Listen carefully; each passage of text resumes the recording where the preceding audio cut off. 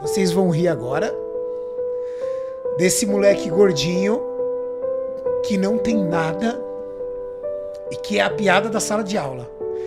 Mas eu vou ser melhor do que todos vocês, eu vou vencer todos vocês.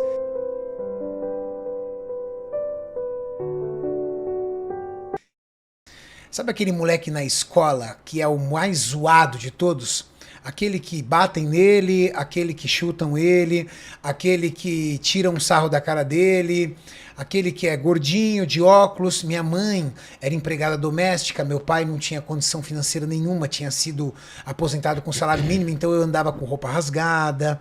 Eu usava, na época, um tênis que se chamava Conga, que era um tênis que se comprava na feira.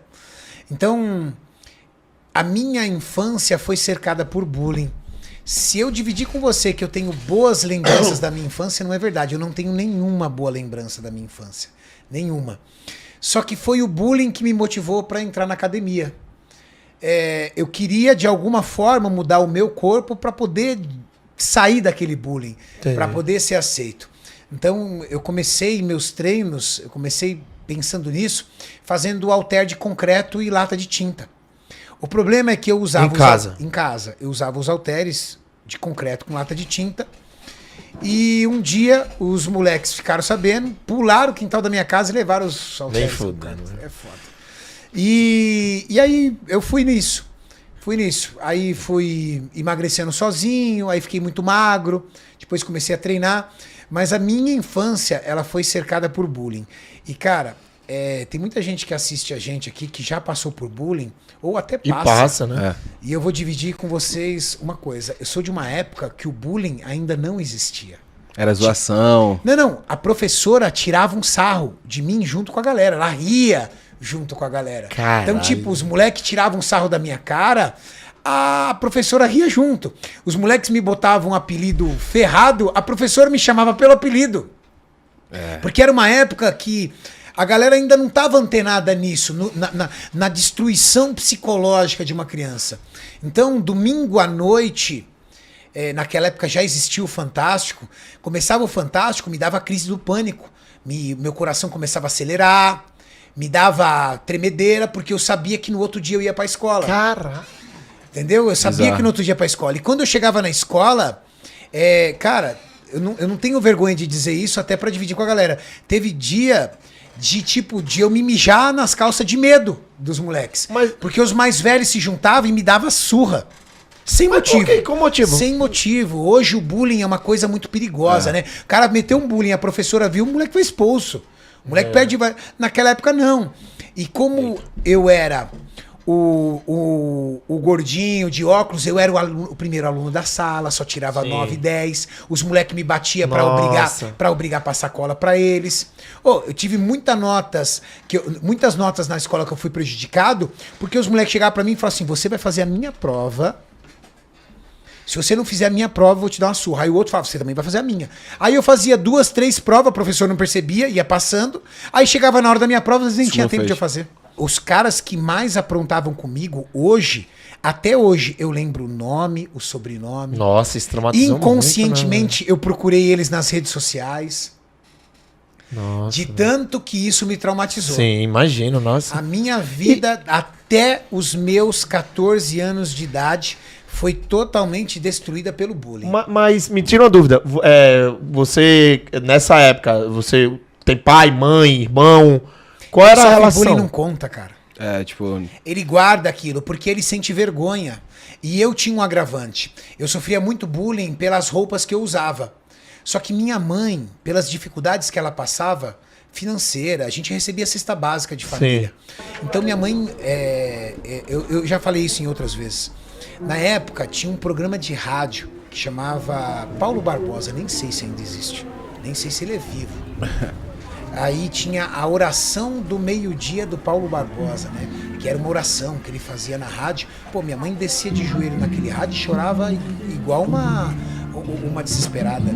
E aí meu irmão mais novo, a gente em casa, minha irmã já trabalhava nessa época, a gente via a nossa mãe chorando, dava desespero, cara. Tipo, começava a chegar perto de meio-dia, dava desespero na gente, porque a gente sabia que a nossa mãe ia dobrar o joelho ali no rádio e chorar.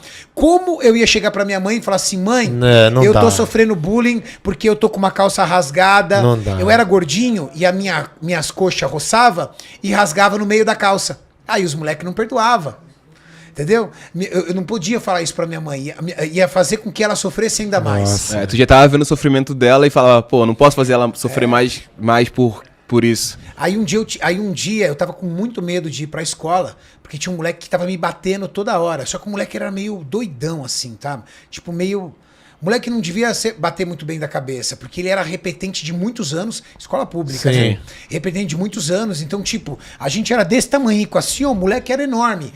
Cara, e ele pegou a neura de ficar me batendo direto. Chegou uma hora que eu não aguentava mais, aí eu fui falar pro meu pai. Aí o que meu pai fez? Meu pai contou pra minha mãe, que meu pai tinha uma diferença de idade muito grande pela minha mãe. Minha mãe foi na escola, fez um escândalo com a diretora, com a professora.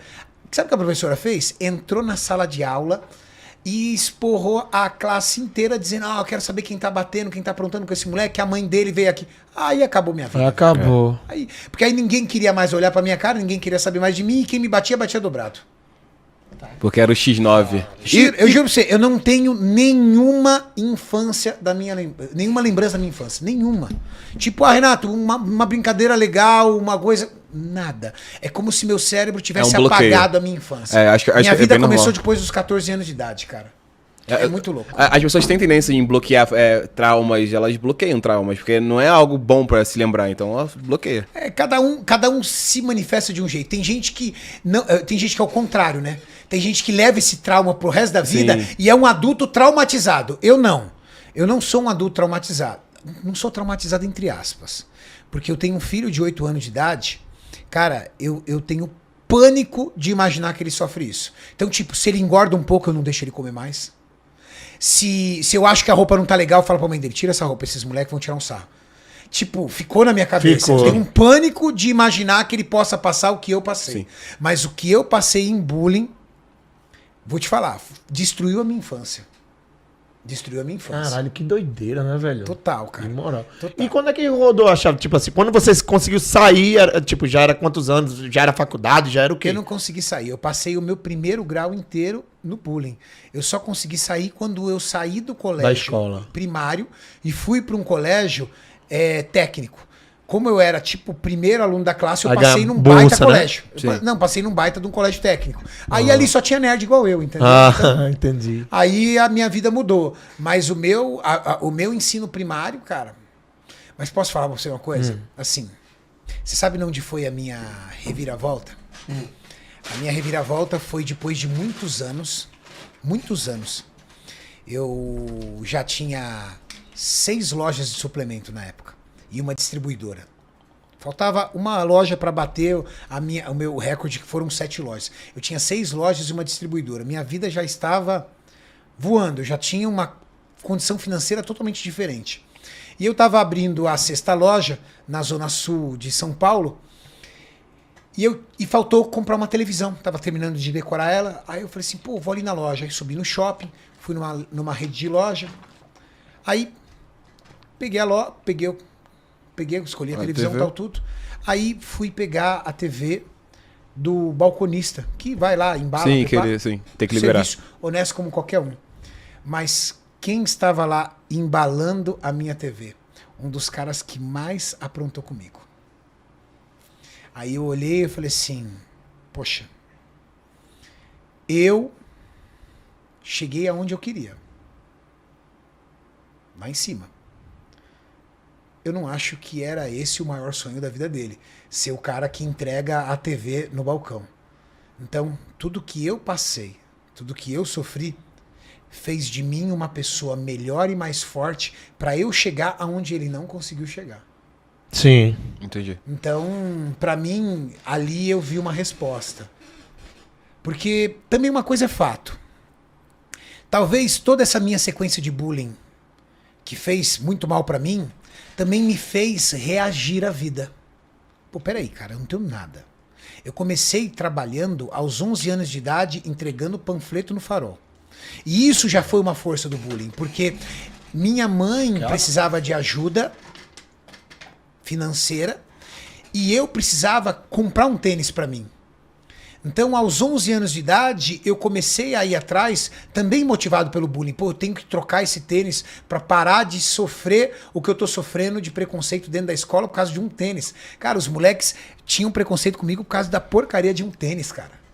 De um tênis. As meninas tinham asco de mim, assim. Tipo, eu fui beijar a primeira vez com 16 anos de idade. Meu primeiro beijo foi com 16 anos de idade.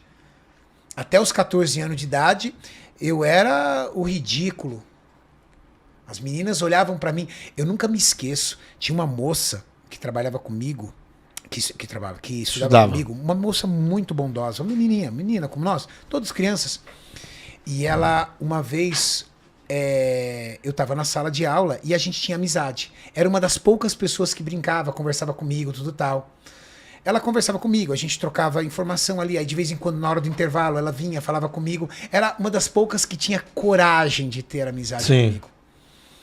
E, cara, isso é muito louco. Falar da minha infância mexe comigo. Eu já muda a minha voz. É um gatilho, né?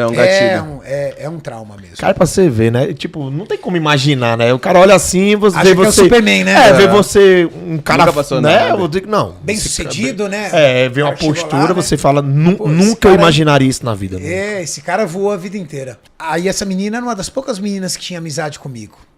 E aí, sabe o que fizeram um dia comigo na sala de aula, cara? Parece engraçado, mas não dá nem pra rir diante do que fizeram. 2 moleques combinaram, aí todos sentados. Aí um menino pegou meu estojo, tirou da minha mesa e jogou no corredor. Aí eu levantei pra pegar o estojo. Quando eu levantei pra pegar o estojo, eles já tinham combinado com a sala de aula inteira. A sala de aula estava esperando aquela cena. Eu levantei e a gente usava calça de tactel, né? Uniforme da escola. Sim. Baixaram A minha calça, cara. Nossa. No meio da sala de aula. São Com todo mundo combinado, velho. Todo mundo começou a dar risada e quando eu olhei pro lado, eu vi o olhar de pena da menina. Eu vi o olhar de pena dela pra mim.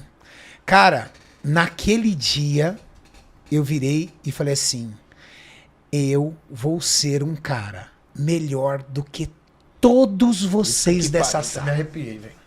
Eu vou ser um cara melhor do que todos vocês. Vocês vão rir agora desse moleque gordinho que não tem nada e que é a piada da sala de aula. Mas eu vou ser melhor do que todos vocês, eu vou vencer todos vocês. E o olhar de pena dela me matava. Me matava. E, cara, eu tenho certeza que eu venci todos eles. Não sei como eles estão, aonde eles estão. Mas ninguém tem a força, a vontade e a coragem que eu tenho. Não naquela sala de aula, velho. Não naquela sala de aula. Cara, que então, foda. fica um recado pra galera que tá assistindo o seguinte. Se você tá passando o pior momento da sua vida, cara, olha pra todo mundo e fala, vocês ainda vão ver a minha vitória.